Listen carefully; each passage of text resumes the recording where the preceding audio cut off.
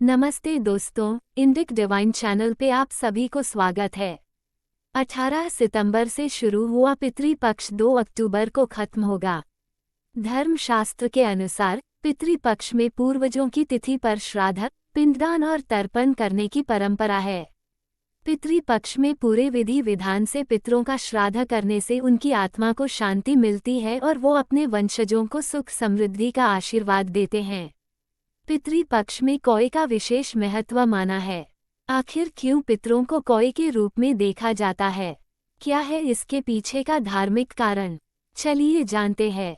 पितृपक्ष के दौरान पितरों को प्रसन्न करने और उनका आशीर्वाद पाने के लिए कौवे को भोजन कराने की परंपरा है, जिसका सनातन धर्म में विशेष महत्व माना जाता है।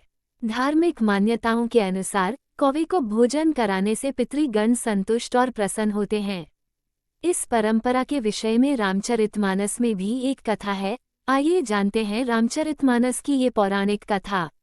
श्री रामचरितमानस की कथा के अनुसार एक बार भगवान राम माता सीता के साथ बैठे हुए थे और उनके बालों को फूलों से सजा रहे थे। इंद्रदेव का पुत्र जयंत भी उस समय वहां उपस्थित होकर ये दृश्य देख रहा था। उसे संदेह हुआ कि क्या यह मनुष्य वास्तव में भगवान विष्णु का अवतार है। अपने संदेह को मिटाने के लिए उसने भगवान श्री राम की परीक्षा लेने के इरादे से कौवे का रूप धारण किया और माता सीता के पैर में अपनी तीखी चोंच मार दी, जिससे माता सीता के पैर से खून बहने लगा। इससे माता सीता के पैर में आई चोट को देखकर भगवान राम बहुत क्रोधित हो गए, जिस कारण उन्होंने कौवे को सबक सिखाने के लिए उस पर तीर से वार किया। भगवान श्री राम को तीर छोड़ता देखकर जयंत अपनी जान बचाने के लिए पहले ब्रह्मलोक, उसके बाद फिर शिवलोक की ओर भागा, लेकिन कोई भी देवता उसकी मदद करने में सक्षम नहीं हो पाए। सब जगह से निराश होकर जयंत अपने पिता इंद्रदेव के पास गया और उनसे मदद करने के लिए कहा। इंद्रदेव ने कहा कि इस बाण से केवल स्वयं भगवान राम ही आपकी रक्षा कर सकते हैं, इसलिए आपको उनकी शरण में जाना चाहिए। इसके बाद जयंत दौड़कर प्रभु श्री राम के चरणों में गिर गया और उनसे क्षमा प्रार्थना करने लगा। तब भगवान श्री राम ने कहा कि यह बाण निष्फल तो नहीं किया जा सकता, परंतु इसके द्वारा होने वाली हानि को कम किया जा सकता है। तब उस तीर ने कौवे का वेश धारण किए हुए जयंत की एक आंख पर वार कर आंख फोड़ दी। उसी दिन से ही यह मान्यता है कि कौवा केवल एक आंख से ही देख सकता है। इस घटना के बाद ही भगवान श्री राम ने कौवे को वरदान दिया था कि तुम्हें भोजन कराने से पितृ प्रसन्न होंगे। माना जाता है कि बाद में पितृपक्ष में पितरों के साथ कौवे के लिए भी भोजन निकालने की परंपरा तभी से शुरू हुई। इसलिए पितृपक्ष के दौरान कौवे को भोजन कराने का विशेष महत्व बताया गया है। धार्मिक मान्यताओं के अनुसार कि इन दिनों में पितर कौवों के रूप में धरती पर आते हैं और जल अन्न ग्रहण करते हैं।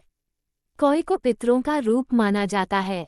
मान्यता है कि श्राद्ध ग्रहण करने के लिए हमारे पितृ कौवे का रूप धारण कर नियत तिथि पर दोपहर के समय हमारे घर आते हैं। पितृपक्ष के दौरान अगर कौवा आपके घर में आकर भोजन ग्रहण करता है तो इसका मतलब है कि आपके पूर्वजों की दया दृष्टि आप पर है। पितृपक्ष में कौवे का विशेष महत्व माना जाता है। सनातन धर्म ग्रंथों के अनुसार कौवा यमराज का प्रतीक है, जो दिशाओं का फलित शुभ अशुभ संकेत बताता है। यमराज की गणना भी पितरों में होती है। दिव्य पितर जमात का प्रधान यमराज को माना जाता है।